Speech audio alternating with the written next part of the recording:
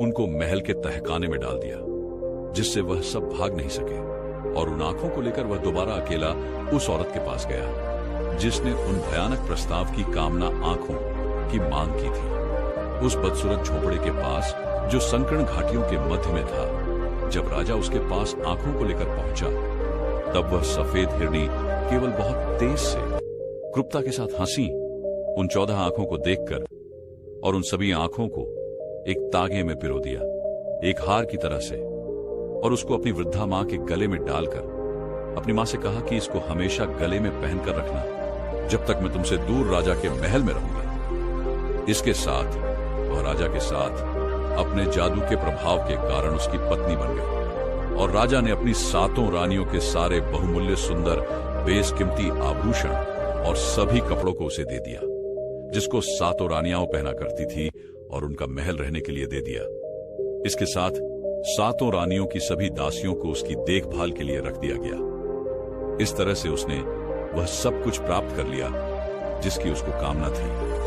अब इसके बाद बहुत जल्दी ही 7 कुंठित, लाचार, बेसहारा, असहाय रानियां जिनकी आंखों को निकाल लिया गया था, उसके पति राजा के द्वारा और उन सबको कैद में डाल दिया गया था। उनमें सबसे बड़ी रानी से एक बच्चे जन्म ने लिया।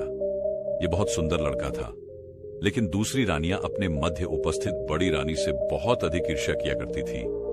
उसके सौभाग्य को देखकर सभी अप्रसन्न थी, लेकिन पहले वह उस सुंदर लड़के को भी अप्रसन्न करती थी। जब उस लड़के ने यह सिद्ध कर दिया कि वह उन सब के लिए बहुत अधिक उपयोगी है, तब वह सब उसको पसंद करने लगी और उसे अपने बेटे की तरह से मानने लगी।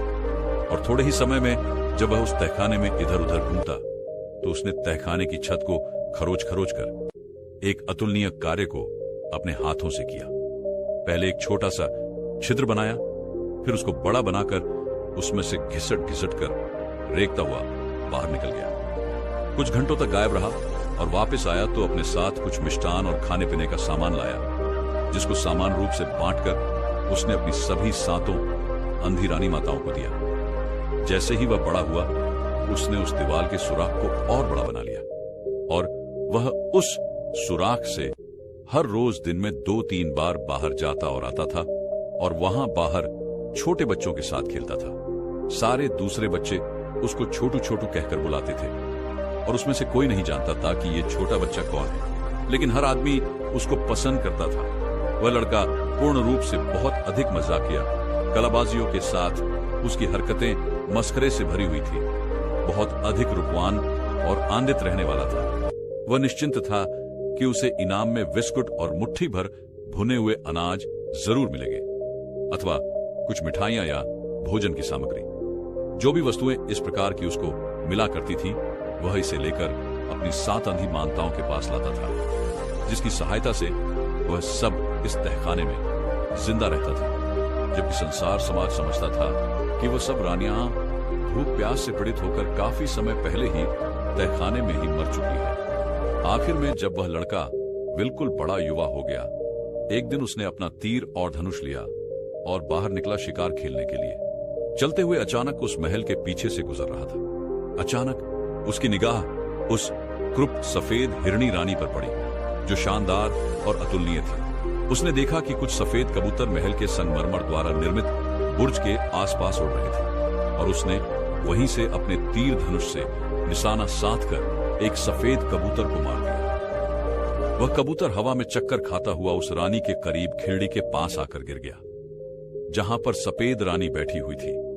वह अपने स्थान से खड़ी यह देखने के लिए कि यह कबूतर कैसे मर गया, और उसने बाहर खिड़की से देखा और पहली ही दृष्टि में उसने उस सुंदर लड़के की झलक को देखा, जो अपने हाथों में तीर धनुष लेकर खड़ा था। उसने अपने जादू की शक्ति से जान लिया कि यह लड़का राजा का है। इसके बाद उसने तय किया कि उसको नष्ट करना है बिना किसी देरी के। इसलिए उसने अपने नौकरों को भेज उस लड़के को उसके सामने लाया गया और उसने कहा, उस लड़के से कहा कि जिस कबूतर को उसने अभी मारा है वह उसे बेचेगा। उस लड़के ने बड़ी कठोरता से उत्तर दिया, नहीं, यह कबूतर मेरी 7 अंधी माताओं के लिए है, जो अभी दुर्गंध से युक्त अंधकार काल कोठरी में है, और वह मर सकती है यदि मैं उन्हें खाने के लिए भोजन नहीं दिया। धूर्त सफेद रानी ने क्रोध से चिल्लाते हुए कहा, दुष्ट आत्मा, क्या तुम उनकी आंखों को पुनः लाकर उन्हें नहीं देना चाहेगा?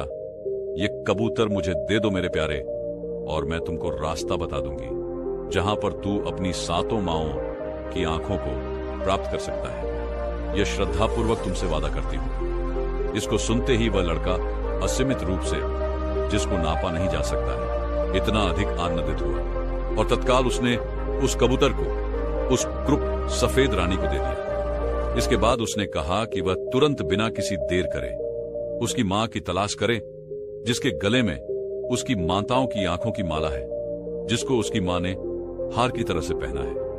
वह उसे अवश्य दे देगी। कुरूप निर्दयी रानी ने कहा, अगर तुम उसको यह कागज का टुकड़ा दोगे जिस पर मैंने आंखों को देने के लिए लिख दिया है। इस तरह से वह कागज का टुकड़ा उस लड़के को दे दिया, जिसमें इस प्रकार से लिखा था,